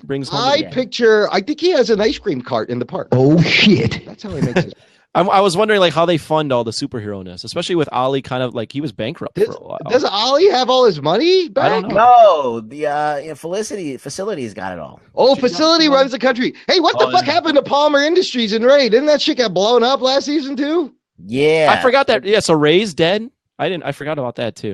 Or Yeah. did he So, shrink or something, look, and then like he's been gone? again, both of these shows have so much work to do to build Legends of Tomorrow.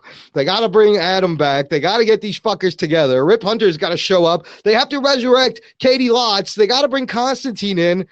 There's going to be a lot of setup going on, and let's see if they can weave it out. There was a key line at the end of that. First off, Ollie acknowledges that Barry's been busy with Zoom.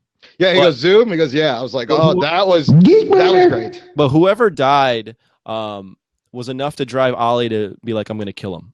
So like he's going back on his no killing thing. So it had to be a big enough person. You know what? And I thought when he said I'm going to kill him that he was talking about Damien Dark, which I think Kevin Halden from the awesome podcast 365 Flicks podcast, Google it, said Lance. Remember Lance had that conversation with him. He said you brought the darkness here whenever you showed up, and then Oliver that stuck with him. He goes, I did bring the darkness everywhere I go.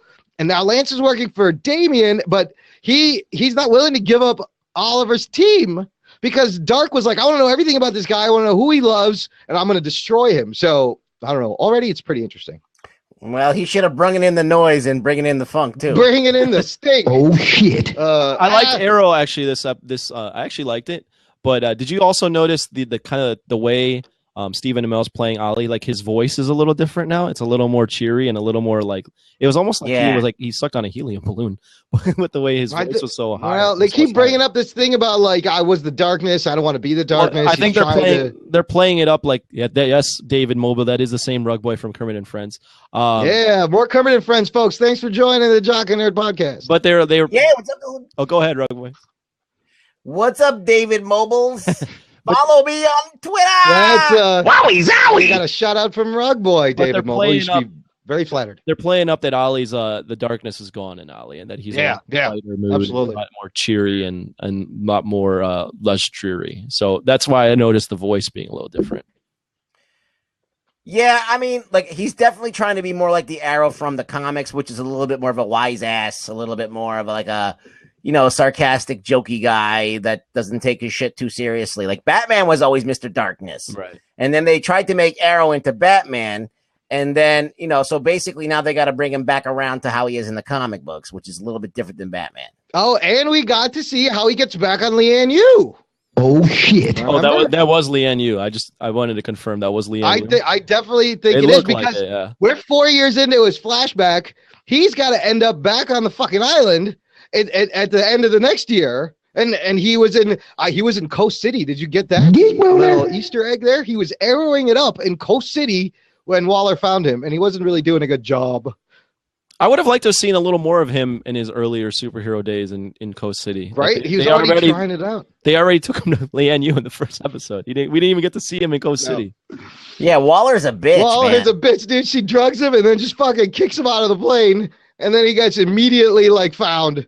Kevin said, did you see the guy in the bar with Jordan on his coat? I did not. That's a good Easter egg if that happened. With Jordan. Oh, it said Jordan. Was it like a Hal Jordan? Was it like a fighter coat? Did it look like kind of like a fighter coat? Wow. I'll have to look that up. Hey, David Mobile, we're just talking about Arrow, but it's we're just geeking out. He says I have no idea what you're talking about. It's funny when a puppet gives his opinion on things. It's always funny when a puppet gives his opinion. And a white dude in a Spider-Man hoodie. Let me hood up, people. Dude, Kevin Halden, I missed that. They threw in a Hal Jordan was in. Holy crap, that was a great Easter egg that I'm going to have to go back and watch. Hal Jordan was in the Coast City flashback. I can't see the shit. Green Lantern. Look, I look like a Todd McFarlane drawing, people. Wowie zowie! I am such a nerd. I am such a nerd. Okay. There's shoot webs all over my face. I can't. Right, all over the face and chest with my webs, Rug Boy. Did you guys like Arrow this episode, the season premiere? I thought it was fine. I just when I watched it after Flash, I was like, why are they doing the same fucking thing? It was almost the same show. Like if I didn't see the Flash first, I would have not maybe been as much of a stickler for the way they handled Arrow. Yeah, it was like the same. The end of the show was the only redeeming fucking part. That whole action scene with the train to the end, Like I thought it was a strong ending to that episode. It was a lot more exciting than the Flash was, I guess. I noticed they're using more CG people now. Yeah, you see Ollie flip off the train all fucking CG like. I noticed they were doing more CG in general. I mean, the train blow up was completely CGI. Maybe they got more money. Maybe? I don't know because it's really bad CGI. No, maybe they just found like some place in fucking like Indonesia that'll do it for like $5. And they're like, all right, let's fucking do it. It's bad. Graphics. It's bad when you notice it because I'm noticing it too, and I'm just like, oh, that's not good. Yeah. I mean the Atom Smasher, that was like that was the worst. That was dude, that was pathetic. They should fucking fire whoever did like that. Grodd shit. worked because it was in the dark. Like, don't ever show Grodd out above in the daylight because it's probably not going to look good. But in the dark, he looks fucking awesome. Dude, like the CG looks like it was from like 1998. It was a Xena Warrior Princess level CG. Yeah, it was like, That's harsh. Yikes. Yeah.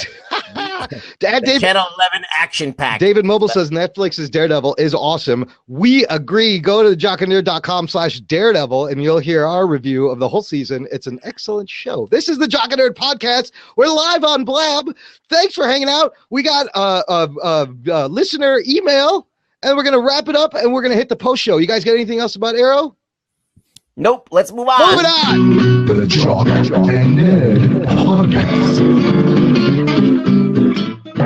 Jock and Nerd. We got an email from our buddy David Malofsky from A Place to Hang Your Cape, an awesome geek comic book culture website. You can find that at ap2hyc.com.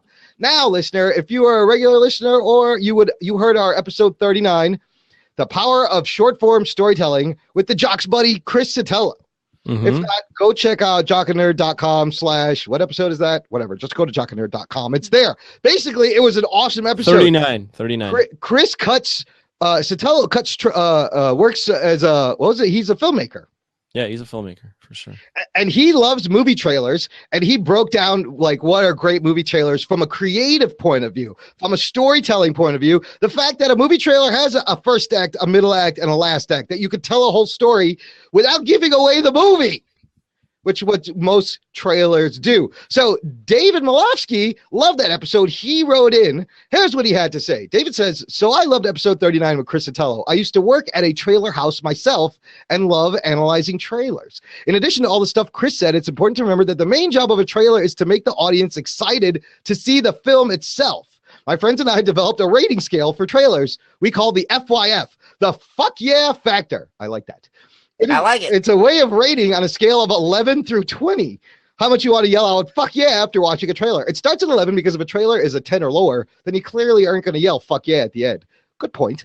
I've included some links to some of the teaser trailers that inspired the FYF and other ratings, but not their names. He's made a little game for us. Try not to look at what the trailers are for, as many features a rug pull. And no, I don't mean what Rug Boy does alone in the bathroom. Go stroke a barbell. He wrote that in there. David loves the Rug Boy. So try to imagine you're actually in the cinema watching these. No idea what they're for, and obviously you haven't seen the films themselves. So he gave us the whole list. I'm going to put them in the show notes, jockandnerd.com/47. It's kind of a fun game to go through and watch these trailers, and we'll talk about it on the next show, what we thought about the trailers. He also so this is just the trailers are good, not necessarily the movies. Correct. Right. Imran, we should actually have David on for part 2 of the trailer discussion. Yeah, I think we should his continue. Thoughts on trailers. Yeah. Because he comes to it from a different perspective. Yeah, and more of the marketing background too. And this is the challenge of making a trailer. Both of these, the creatives and the marketing, they got to work together to put out a trailer that will get people to see the movie, but not give too much away. And sometimes one side wins more than the other. Obviously, like fucking Terminator Genesis trailer. Jock and Nerd get the fuck yeah factor. Thanks, Kevin. That's very nice. He goes on to say, Anthony, you said that Marvel hasn't put out any good trailers for the MCU films. I disagree. And there's a link for Perfect 20. This was the very first MCU trailers and focuses almost entirely on character as opposed to showing lots of action. You barely even see the red and gold suit, and then not even then until the end. So I don't know. That's the Iron Man trailer. Oh, is that what he's talking about? Okay. I did rewatch that, and he's right. It's a very good trailer. It's a very heavy character trailer. You get to know Tony Stark right away. Wow, that's interesting. And and that was early on when they were like, they really had to rely on some kind of recognition. So they probably pushed, RDJ up front to sell the thing. Hey, You can't go wrong with him anyway. You can't go wrong with him. No, yeah. So that's a really fun game, guys. Check out the show notes at jockandnerd.com/47 and play along. And we'll circle around with David. We'll get him on the show and we'll talk about the fuck yeah factor and other trailers. Lots of fun. That sounds cool. Listen, we're going to wrap it up in a little bit and we're going to open it up to blabbers. So if you guys hang out just for a moment, we're going to open the seat and you guys can jump in, give us your thoughts. We'd love to hear from you. But before we go, we have to say thank you to a couple of awesome websites that help support us. Thank you. Shout out to podcast.ph. Shout out to A Place to Hang Your Cape at ap2hyc.com. And a shout out to a new geek network. We're on the Weeby Geeks network. You can find that at weebygeeks.net. And thanks for having us on, man. It's just 3 more places to spread the stupidity, right, Rug Boy? It's more ear holes. That's right. That's more ear holes for you, Rug Boy. More ear holes. I can't say ear holes. Why? What happened? Enunciate. Use your words. I think it's because my slack hole is happening. Oh no, we gotta tighten up the slack hole. But I don't think you can tighten it up though. Once something goes in the hole, I don't think it ever gets tight again. It just gets looser and looser. I think they have a surgery for that now. Oh shit! Oh, do they really? I feel like a woman who has just given birth. All the time, right? It's a constant pushing. Like, as Borat said, it's like the sleeve of a wizard. Monty, they do surgery now for it? There's this guy, Monty Capulet. I think he's saying, no, he's right. They do have a surgery to tighten it. Tighten the slack hole. Yeah, because sometimes it gets a little loosey-goosey. You got to tighten the slack hole if you get... if you So are we done or we're gonna let's wrap it up and then we'll open it up to anyone that wants to listener thanks for joining. This has been the Jock and Nerd Podcast, episode 47. All the fun stuff we talked about you can find on our show notes right in the podcast app or visit jockandnerd.com/47. Anthony, how can people send us an audio comment? You can go on speakpipe.com/jockandnerd, or you can just record an audio comment and email it to us at show@jockandnerd. That's right. There's Twitter, Jock and Nerd Cast, Facebook, and Clamor. Look, if you want to get every show right when it's released without having to do anything, subscribe in iTunes. Go to jockandnerd.com/review. Hit subscribe, leave a rating, leave a review. We love it. You get all the shows. Rug Boy, what do we always tell people at the end? What's the one most important thing they can do for us? Tell a person that's alive, preferably. Don't go to like a gravesite and whisper it there. You got to tell a person who's breathing air. That helps. The air thing helps. Though. Yeah. They got to be alive. Just run up to the next person and give them one of these. Jock and Nerd. And then run away. I don't know how that helps us, but it would be funny. Yeah. Throw that into the Googles and fucking smoke that. Wowie zowie! All right, guys. Thanks for listening. Thanks for tuning in. Hang out for the post show. We're going to talk to some blabbers. This has been the Jock and Nerd Podcast live on Blab. Visit jockandnerd.com/blab for all our replays and future blabs. My name is Imran. My name's Anthony. He's the Jock. And he's the Nerd. And we'll hear you next time.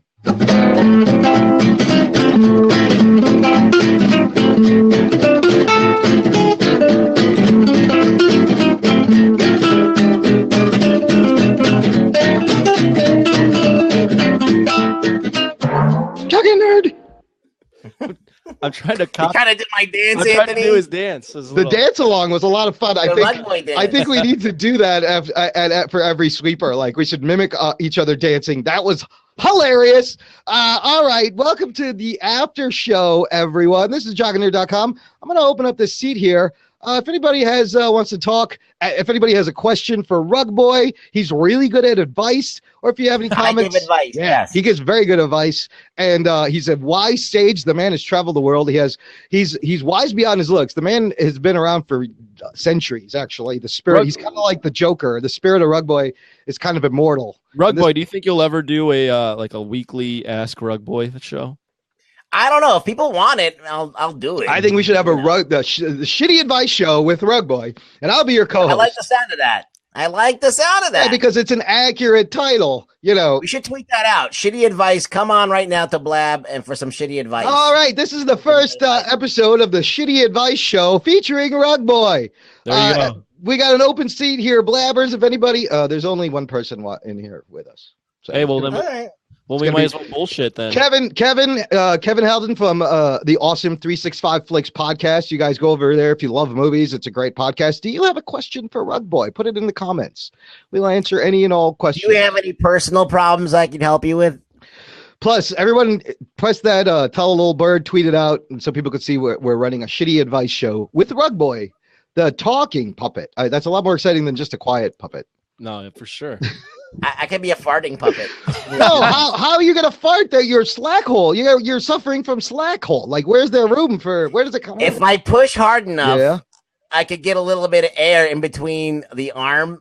I got you. It's kind of it would kind of inflate. It'd be like a Okay, what? Yeah, you ever make a fart noise with your arm? Oh, for oh sure. yeah.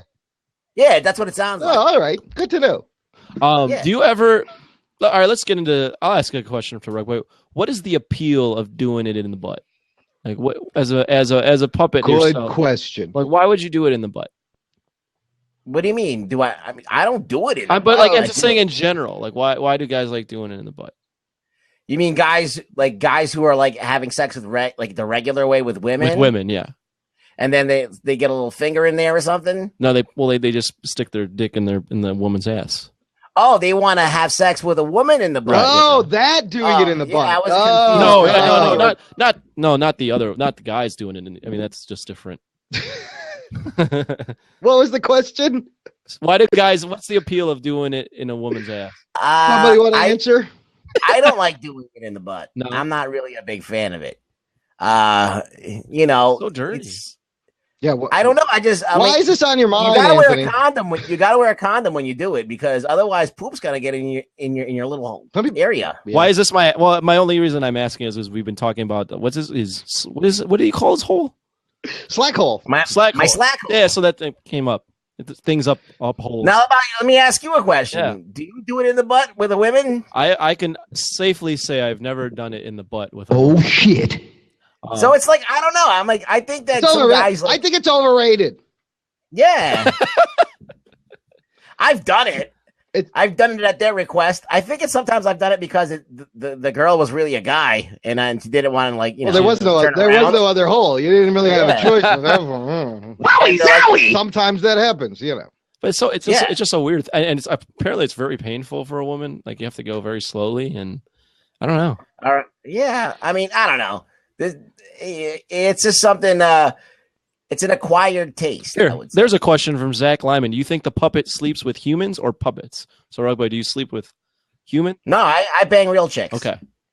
Now, are you? And guys, do you- I do everything pretty much. Now, is it like Ted style where you have to Hey, Rug Boy's actually Dude, Rug Boy's one time I was on the ground and I got fucked by a dog. I mean, it happens all the time. Listen, Rug Boy has fucked a famous celebrity mascot. He's a star banger, aren't you, Rug Boy? I can't really talk about. You still talk to Snuggle, the fabric softener mascot? Elmo? Oh, Snuggle. Oh, well, yeah. You think that Snuggle's a celebrity? I mean, he's been on television, and you fuck Dude, he's Snuggle. not- Yeah, I had fucking sex with Snuggle. See, he's bound to come out. Here's another question. I don't know if this makes any sense. Do you have a hand inside you when you sleep with women? Ooh, that's a good question. If they want, I can bring a guy along. Hey, yeah, it's up to them. If they want to fucking have a three-way, It's always, you know what? Here's the thing. It's always a three-way with Rug Boy. There's really no way around it. Oh shit. He just brings the party. But do you strap on like a parsnip to your body, or like how does that work? Ooh, root vegetable. Well, maybe a rutabaga. You like rutabaga. a rutabaga, a parsnip, maybe some turnips. Turnips are got. Did you watch the show? Did you just hear what I said to Elisa? Yeah, wait, what'd you say in the That beginning? I got a detachable penis, and I told her I'll send it to you. Just wash it before you give it back. And then I said, never mind, don't wash it. Wowie zowie! I got two more. Here's the next question. Are you just being shoved up a woman? And then there's a comment. This is the weirdest room I've stumbled into. Absolutely. But are you just Welcome. being shoved up women, Rugs? I don't know what that means. I think he's This is asking if like your whole body just gets shoved up into Is a that woman. I would not feel that doesn't.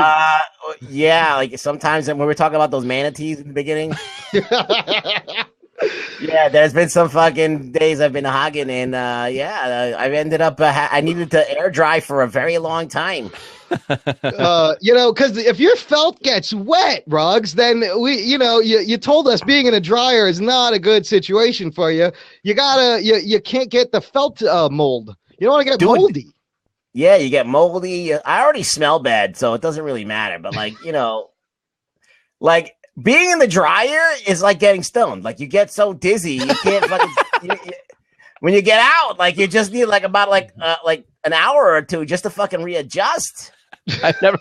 That's an amazing comparison. Being in a dryer is like being stoned. I buy it. Yeah, when the room's spinning, when you like, if you like really go crazy with the weed, there's a certain point where you're like get that roller coaster feeling, and then you like have to like lay down on the ground just to like stop everything from moving around. That's what it's like being in a dryer. Dude, you gotta smoke a lot of good shit to get to that point. I don't know what the fuck you're smoking, Rug Boy. Or if you drink alcohol and then you smoke weed. Oh, that'll fucking do it. Yeah, never do that. Do never do that. Smoke first. That's what's like being in a dryer is like. That makes a lot more sense. I know exactly what that's like. I've been pretty stoned before, and I've been so stoned that I've had to like lay down and not move, and I can like feel like every vein in me pulsating. I had a experience where I threw up while I was was drunk, and then I smoked. That's what happens. And then I threw up, but I felt like when I was throwing up that I was like going into a black hole, like I was throwing up the universe, and I was getting sucked into it, like. That's like when fucking the Silver Surfer gets drunk and smokes a joint. That's how he pukes. He just pukes out like the universe. I felt like a Salvador Dali painting. Fucking time and shit is melting. All right, guys. Well, nobody's here. I kind of want to talk about Gotham, dude. What the fuck? What the fuck, Gotham? All right. Like after that show, I was just like, what the fuck? Well, I, for one, was glad that guy wasn't the Joker. But, I mean, why did they keep building him up as the Joker? I don't know. Like, they went too far with it, and now they're making that everybody wants to be the Joker. Well, because like the Joker essence escape. This is what it reminded me of. Like in the recent Snyder Batman, in that Joker storyline, they kind of set him up like the essence of Joker or the entity of the Joker has been around forever, and it was immortal. And it's kind of like a twisted Dalai Lama. It gets passed down. So it was just weird. I hate that. Yeah, I think that's where it's all red herrings. Anybody can be the fucking Joker now. In fact, the showrunner, Bruno Heller, has said that we seriously consider the possibility of a female Joker. They're just fucking with everything. They don't give a fuck. I don't know. Nah, see, I think that's sacrilegious. Fuck them. No, it follows no canon. It's not part of any universe. Like, it's like a Batman. It's like a really violent Batman 66 universe. It doesn't make sense, and half of the time it's wacky and cartoony, and then it's like really violent with a knife in a guy's fucking eye hole. Here's my point about the Joker is, and I agree with you guys that I don't like the idea of Joker being this like thing that's passed down from generation. What makes Joker like Joker to me is that he is just the most unique, crazy motherfucker you've ever met in your life. He's one of a fucking kind. Yeah. He's not replicated. He can't be. Yeah. He can't be reproduced. He's not something that gets passed down from generation to generation. This is a once in a lifetime motherfucker that sees the world in the craziest of ways. Absolutely. And if you're passing this down, that just cheapens that guy. He's the ultimate anarchist, and he's got a sense of humor too. But like, you know what I mean? He cannot be replicated, and I hate that. Look, I understand they wanted to like cue up Jerome as being a possible Joker, but they made him too much like a cartoony version of the Joker. Yeah, it was very over the top. So they should have like maybe implied that he could have been the Joker and then killed him off, and then like, nah, he's not really the Joker. He was kind of Joker-ish, but maybe somebody around him was I don't know, but like the way that they pulled it off is like now everybody's the Joker and people just start randomly stabbing each other. Like, get the fuck out of here. And why was a children's fundraiser being broadcast live on television? There's nothing better to fucking show on Gotham TV than a fucking shitty magician at a children's fundraiser. And nobody noticed that he's clearly wearing a fake fucking beard. Like it was a horrible disguise, and none of that made any sense at all. Yeah, I mean, I disagree with Rugby. I do like Jerome. I did like him, but if you're gonna tease that guy's the Joker, you got to go with it. If you can't just pull this half-ass shit, I would have rather. This is what I would have done. I would have rather that Jerome was kind of making his way into becoming Joker-esque, but then got taken out of the game, you know? And then he kind of, you know, then he doesn't really become the Joker until maybe he gets locked up again, or maybe something bad happens to him, you know, whatever. And, you know, then he becomes the Joker later in life, but you see the beginnings of it. Yeah. So instead of killing him off, they could have just displaced him. Yeah. They killed everybody but like the two people that he broke out of Arkham. Oh, Barbara and that other dude, right? How about Barbara? I have to admit, Barbara and that one girl, Dude, Tigress, Mystery. yeah. Them Tabitha. They're little lesbianas. What kind of show is this? That was a full-on lesbian makeout session. I like that shit. That was erotic, man. More of that. That's fine. I mean, it's weird, but it's fucking. I like it. I can't believe they turned around. They turned me around on Barbara so much. I hated her so much. But this crazy bitch act is very entertaining. Whenever I watch like something like that on TV, especially on prime time, I just think about old people. Yeah, dude, this is at like 7 o'clock prime time. There's families sitting around, and I'm like, wow, look at this shit. Look at this shit they're pulling. See you later, Kevin. Nice. Thanks for hanging out. It's like 3 a.m. over there. Yeah, dude. Yeah. We can't thank you enough for fucking hanging out in the future and in the wee hours of the morning in Northumberland. Everyone, check out 365 Flakes podcast. You gotta get on, dude. Hey, Sandy joined the room. Nice to see you, Sandy. We're taking questions. If you want to jump in, we got an open seat. And we're just asking, hi. We're asking Rug Boy. Rug Boy gives really good advice. Or if you have a question for our pal Rug Boy, we'd love to talk to you. Or if you love geek comic book stuff, Rug Boy is homeless and he's a kind of a transient, but he is our one of the best co-hosts. He's a rising internet sensation, as seen on Kermit and Friends. I just got a prop from Sandy, and I didn't do anything. I think it's just my face. Oh, yeah, she's nice. Be so Sandy. If anybody wants to, well, there's only one person. If anybody wants to jump in, come on, Sandy. Let's do this. Sandy, don't be shy. Say hi. We love talking to people. We're very nice. We're not going to be mean. All right. See, nobody wants to get on cam up, as they say over at Kermit and Friends. Cam me up, dude. Oh, there's your props. Oh, thanks. Oh, wow. Thanks, Andy. Dave M. joining the room. Nice to see you, Dave. This is the Jock and Nerd podcast after show. We're taking blabbers. Eat those props. Eat those props, Rugs, all over his face and chest. If anybody wants to jump in, ask Rug Boy a question. Rug Boy lives, or if you need some advice. I give the shittiest advice. I don't know if it's going to be good, but I'll give you some advice. We're not guaranteeing good advice. You will get advice. You can even just ask a question in the texting thing, and I'll answer. Sandy and Dave M, you guys, if you have a question for Rug Boy or you're into, you just leave a comment right in the thing there. And yeah. What are you guys into anyway? These guys? Oh, suck that. Let me look down and see. Rating. Well, if nothing's gonna happen, I think we got to wrap up. Nothing's gonna happen. Oh, look, we got a question. Well, Beso Sandy wants to know, why do some people say they are going to follow and they don't? Really irks me. Do you mean on Twitter, I guess, or on you can follow on Blab? Hey, Beso, we'll follow you right now. Watch this. I'm gonna come here. I'm following you. There, Jock and Nerds podcast on Blab. Well, Blab is new. Like, I didn't know to follow back people either right away. Wait, Imran, this isn't Ask Imran. It's Ask Rug Boy. Oh, that's right, Rug Boy. Why do you think people follow? I forgot what the fucking show was. Look at the topic, people. Rug Boy, answer her question. You can't depend on anybody because everybody's full of shit. That's why people don't follow. And another thing is that, this is the video thing.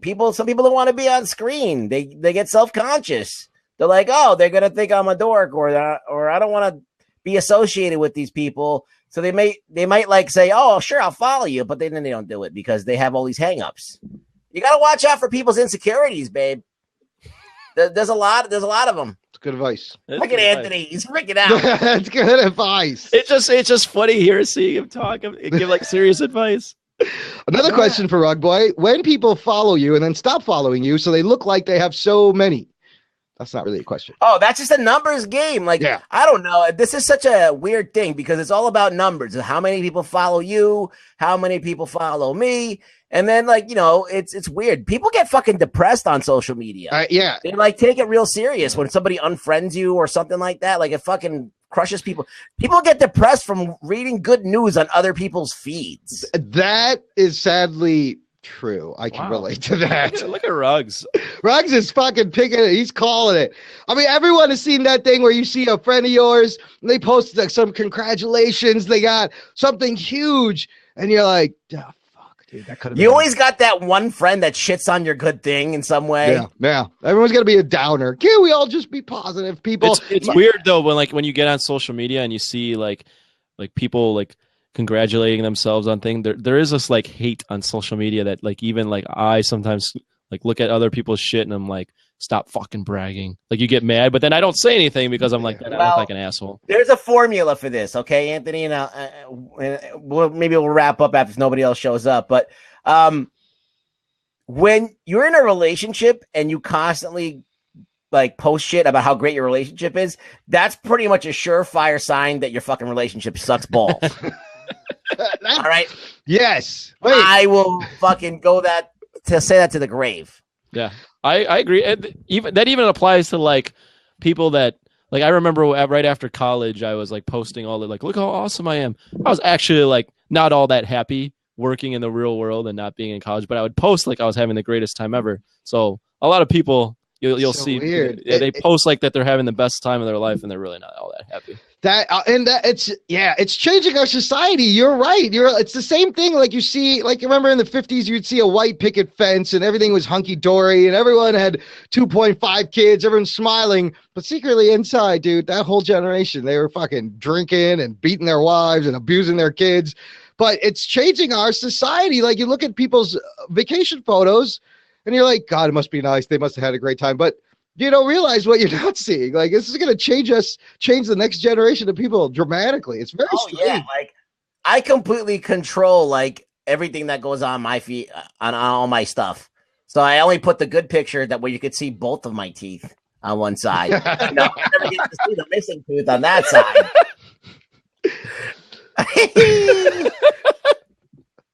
So I made Anthony guffaw. It's good advice. So Basil Sadie says she posts extra happy, positive things when she's down, but she lets friends know that she feels like crap, so she's trying to reverse it with positive affirmations. Because if you post happiness, it will come into feeling. I guess I see where you're going. Well, that's probably like goes into the theory like the power of positivity. And yes, like, positive reaffirmation. Yeah, you always think positive, and you have positive things around you that eventually it'll change your mood, and you'll be positive. And there's a lot of thought behind that, and a lot of theories or a lot of stuff that would affirm that. What about fake it till you make it? That's what people do. Yeah, that's what we're doing. That's every show here. Oh shit! Fuck, I don't know what the fuck I'm doing. Look. All right. What about this? I got one more fucking like shit, like cliche that goes on social media. Alrighty. You ever have these guys who are in a relationship, but then they post something that's very cryptic that sounds like it's about their relationship, but then you ask them about it, like, oh, this has nothing to do with my relationship. Like, I hate when people take you for granted. And then they just fucking don't fuck you for 3 weeks. Like, what's wrong? You having trouble with your boyfriend? No, just saying in general. Was that about me? Was that you just had a yeah? Those are the worst. The passive aggressive bullshit on Twitter and like Facebook and social media is the worst. Yeah, the absolute I've had worst. enough of that. It's terrible. That and all the fucking baby pictures. Enough with the baby pictures. Well, I don't have babies. Don't worry about that. No, that's good. Hey, think about this, guys. Though we're gonna get to a point where we're gonna vote for a president whose entire life, from the moment he was born, as every thought he's had, will be online on social media networks. Like you could follow one day that, like, how weird is that going to be? One day, this dude's whole life will be in a Twitter stream and Facebook posts, and their parents are posting, and these things don't go away. Have you guys heard of like Time Hop? Oh yeah, where they show up things that happened like 4 years ago. Yeah, no, it's this app. Also, Facebook's kind of doing it, but it's this app that collects like your Facebook, Instagram, Twitter, and will post everything you said on that day. It'll show you what you said on that day. So it'll show you what you did 9 years ago, 7 years ago, 6 years ago, what your thoughts were, what pictures you, dude. You look back at like just my thoughts 5 years ago. And I'm like, man, I'm a fucking idiot. Yeah, all of that shit. But like my they're- mindset was this so is- stupid. They're tracking all this shit. All our histories are now being saved and collected. This is a fucking slippery slope right there. Yeah, it's fucking scary, dude. Holy shit. I used to tweet about like going to the gym and like being like, yeah, I'm getting big Yo, today. I or was whatever. bye, Sandy. Yo, I got called out for that too. When I started CrossFit, I would fucking Facebook post all the time. And my sister's like, enough with the checking in the CrossFit. We get it, you fucking douchebag. And I was like, you know what? You got a point. I want to strangle anybody who's into Shakeology. Just saying. Wait, what's It's a that? what? Shakeology? I don't Is know that what like the study of milkshakes? What is that? Yeah. You bring the boys to the yard. Oh, yeah. All the No, milkshakes. Shakeology is like this one of these fucking health things, and it's like they rope you into like it's like part of Beachbody, I think that Beachbody Fitness, like the P90X Yeah. and all that other shit. Yeah. And they once you get like indoctrinated into their thing, you constantly post about your Shakeology and your fitness and all that stuff, and it's like they want you to like motivate other people so that you can suck them into the fucking pyramid. So it's a pyramid. It's just like Amway for fucking weight or fitness. Yeah. Wow, I didn't hear about that. That's weird. I had no- Yeah, dude, I have people I've just had to fucking disown off of all social media for posting Wow. Shakeology fucking shit. All right, It's gay. that's I have not seen that. I'm fucking banned those people. Speaking of Shakeology, no, All right, I'm about to make a batch of my own. Right. oh shit! Like we're all that's left in the room. We're gonna wrap it up right here, guys. Fuck up. Thanks for watching the Jock and Nerd podcast live on Blab. If you're watching the replay, visit jockandnerd.com/blab for all our scheduled blabs and all the old replays. And thank you guys. Yep. Thanks, guys, for listening. All right, good night, dicks. Good night, penises. Bukkake. Happy Bukkake to everyone. Happy Bukkake to everyone. Yeah. I have to change back the. I just got to change back the title before I end this. What are we talking about? My sandal came loose. Oh, there it's back.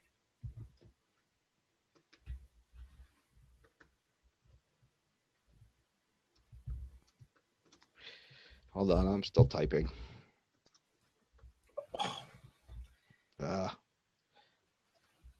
My puppet hole is looser than ever. Oh, you got bad slack hole, Rugs. You got to really see a doctor, man. I'm worried about you. I'll send you a Are you done recording? hold on one second. And